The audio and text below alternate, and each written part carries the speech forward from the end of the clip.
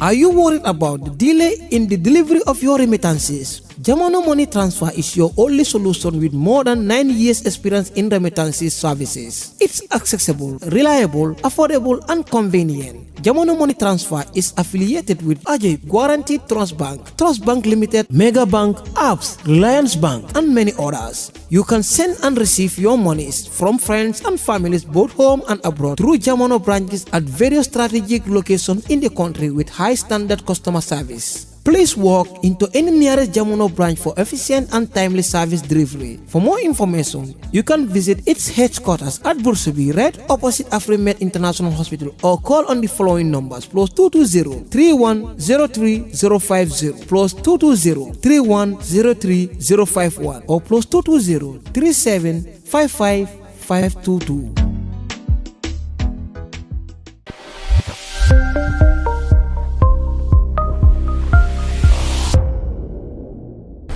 Good morning, viewers. You're watching us on Caravan News Network with me, your host Mama Touray.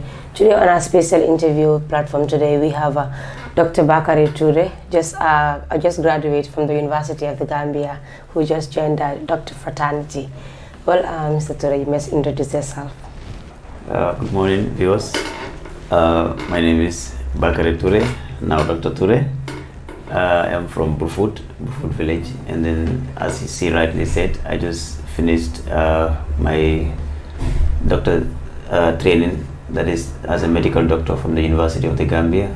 We just completed our studies, and then we are inducted as new doctors. Good, congratulations. Thank you very much. Yeah, viewers, as you're watching Caravan News Network special interview with Mama Touray. Today, basically, the topic is going to be your stay at the University of the Gambia, your studies there, and then now that you are inducted in the media, in the doctor field as well. Medical field. Yeah, exactly. So basically, can you please take us through how you struggled to get into this doctor field? Yeah, okay. It has been a long journey. Actually, I would tell you, I stayed 8 years in the university, okay, to study medicine. But before that, from junior school, I've always wanted to be a doctor. And then, since that was the case, so I studied science from junior school. I went to senior secondary school. I studied science. I went into the science field. That is 3 years.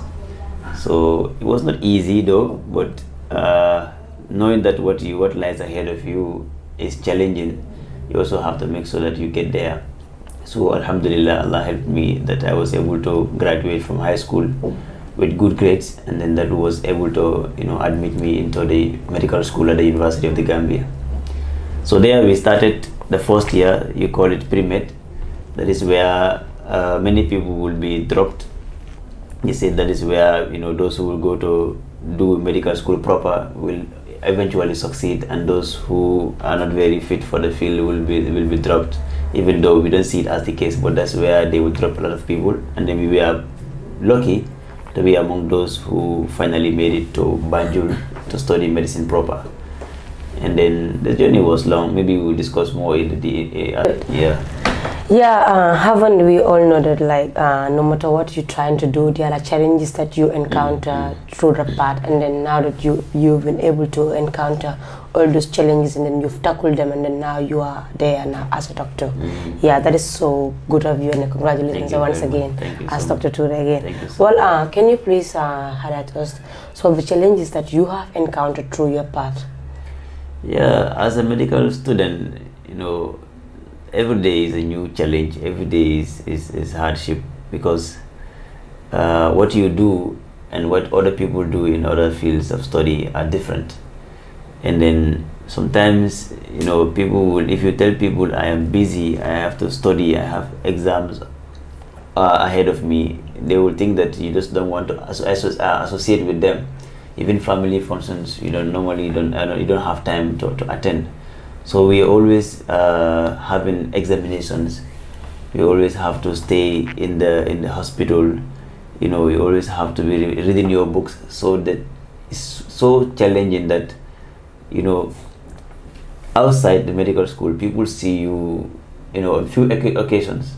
Hardly people see you often. and also the financial aspect also is challenging, because if you have to go and stay on campus and then you have to feed yourself, you have to also take care of your other necessities. If you don't have a strong financial support, that will also is a big challenge. And exams also are challenging, because if you don't pass your exam, finally your professional exams, we call them, you don't get promoted to the next level. So it's really challenging, but alhamdulillah, we are able to go through the challenges, though they are immense, and then today we would say alhamdulillah, we have come out of it. Good. It is also good that you highlighted some of these challenges when it comes to the field of medicine, wherein you highlighted about the examination, how you have to prepare, and then also how you also socialize with people. People also might think that you've been showing like you're going to school or you at the University of the Gambia. That is why you're not associating with them. But that hasn't stopped you. You still follow your passion, and then you were dedicated to it until now you get it there. So now highlighting the financial challenges as well. How were you able to cope the financial situation? Were you staying at the campus, or you were going? Yeah, I was staying on campus. For the tuition, we had a scholarship from the government, but they only pay you tuition fee. They don't give you stipend for if you want to buy any book, or if you want to, you have assignments that you have to type your assignment and print them. Also, your feeding, you have to buy breakfast, you have to get lunch for yourself, and you have to get dinner for yourself. And then also the internet that you use, sometimes the networks will not be good, so you have to go and buy credit and then use the megabytes. So that was really challenging because I'm not from a family background that is well off. We struggle. So sometimes you have, sometimes you don't have, but that's how we live. It was tough, but alhamdulillah, we're able to come out of it. Your story is really inspiring, because imagine as someone who's coming from a poor background but still with passion, has high passion to get to this place, and then now alhamdulillah you are a doctor. Yeah. So at the end of the day, now that you are inducted in the as a doctor, what do we expect from you, Dr. Touray?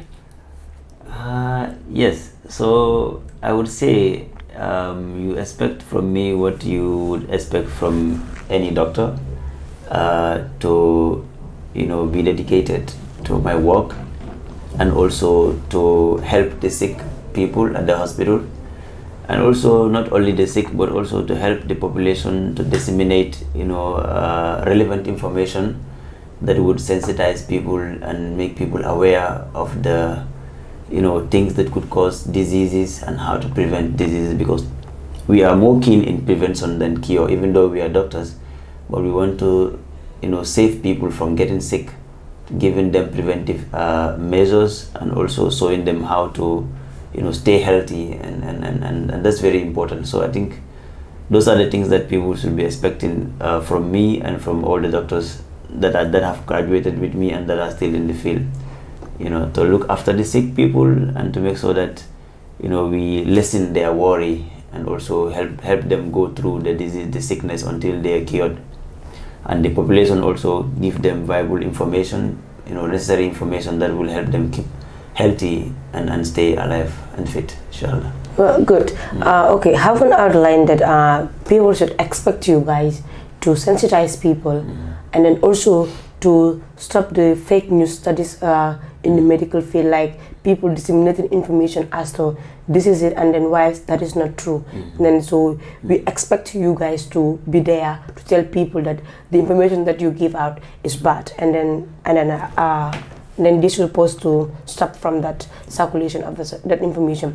Okay, you've also talked about that you to help the sick people in their situation, but we've also seen that recently there are some doctors in there that when be at the labor field or wherever they are, some of them when they are to speak to their patients, sorry to use the word, but it is so harsh, it is so rude on them. So how do we expect that you and your people who are just inducted in the field are not going to act the same way? Yes, so that is a problem.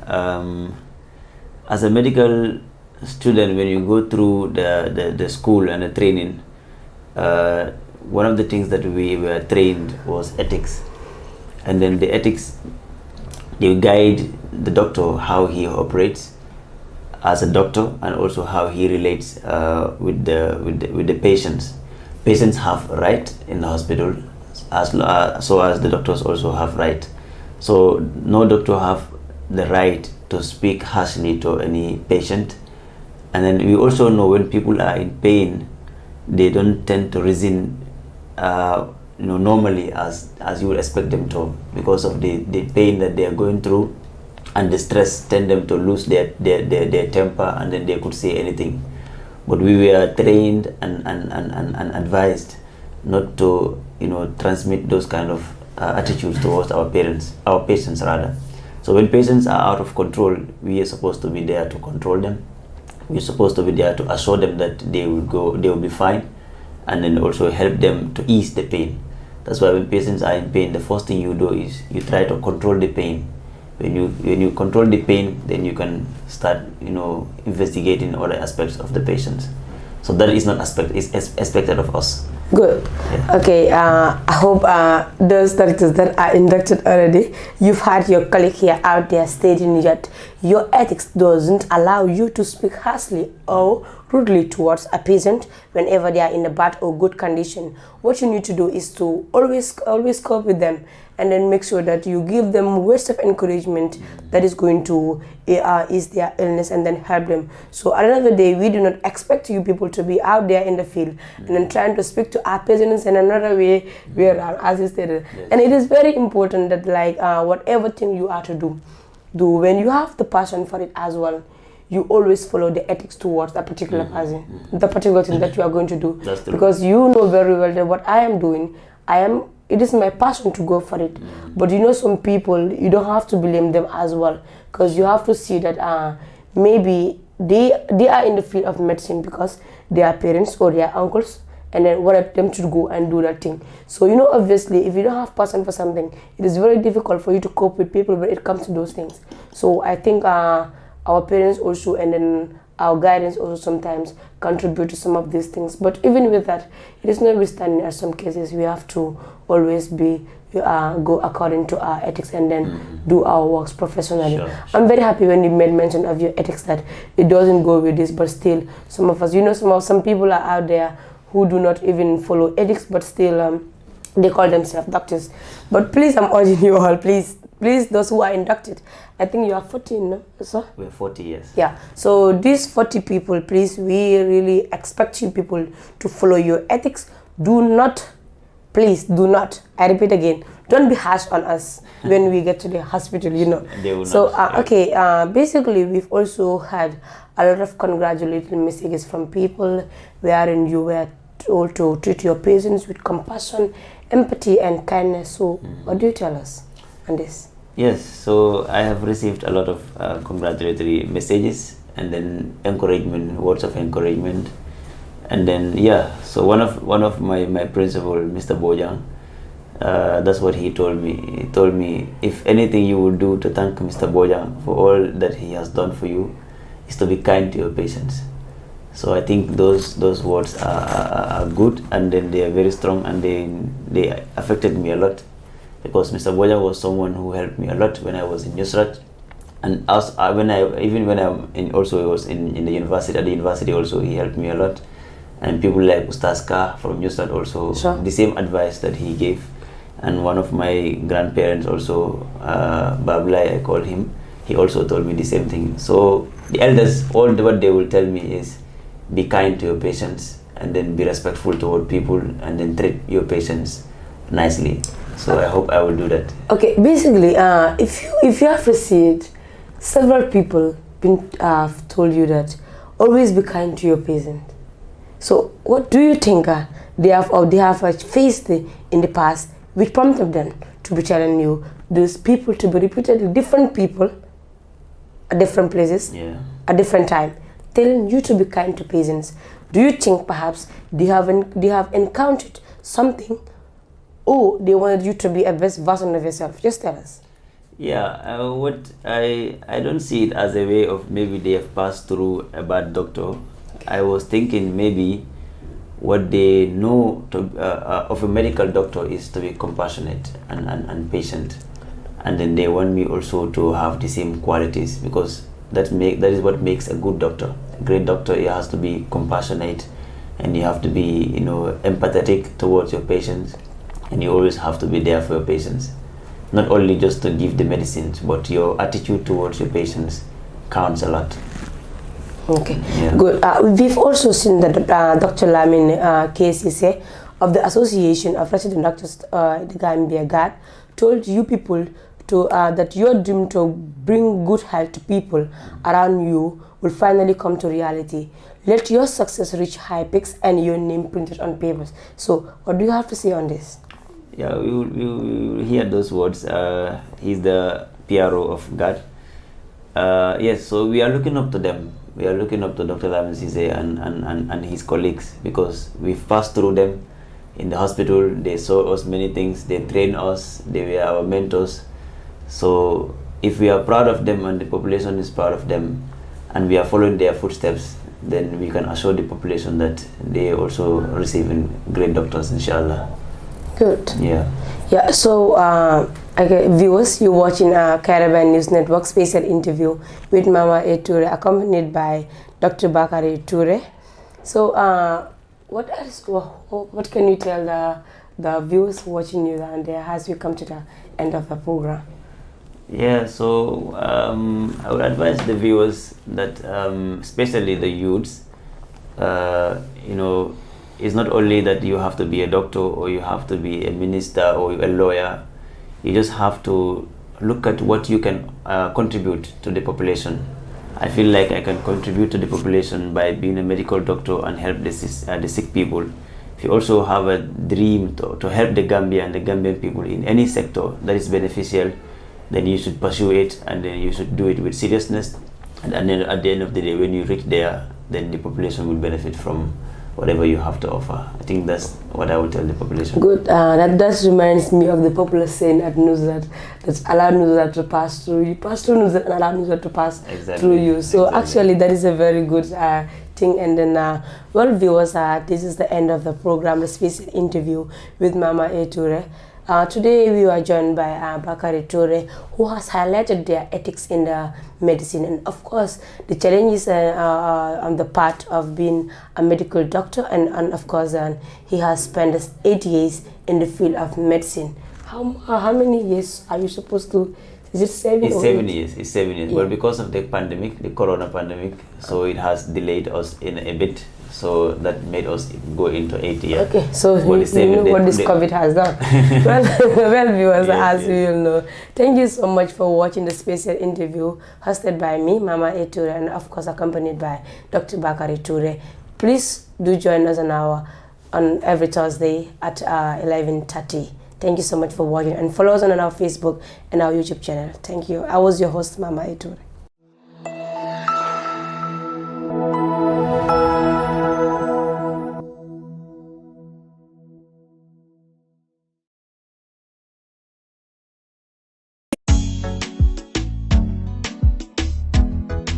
Are you worried about the delay in the delivery of your remittances? Jamono Money Transfer is your only solution with more than 9 years experience in remittances services. It's accessible, reliable, affordable, and convenient. Jamono Money Transfer is affiliated with Ajay Guaranteed Trust Bank Limited, Mega Bank, Apps, Reliance Bank, and many others. You can send and receive your monies from friends and families both home and abroad through Jamono branches at various strategic locations in the country with high standard customer service. Please walk into any nearest Jamono branch for efficient and timely service delivery. For more information, you can visit its headquarters at Bursabi, right opposite Afrimed International Hospital, or call on the following numbers: +220 3103 050, +220 3103 051, or +220 3755 522.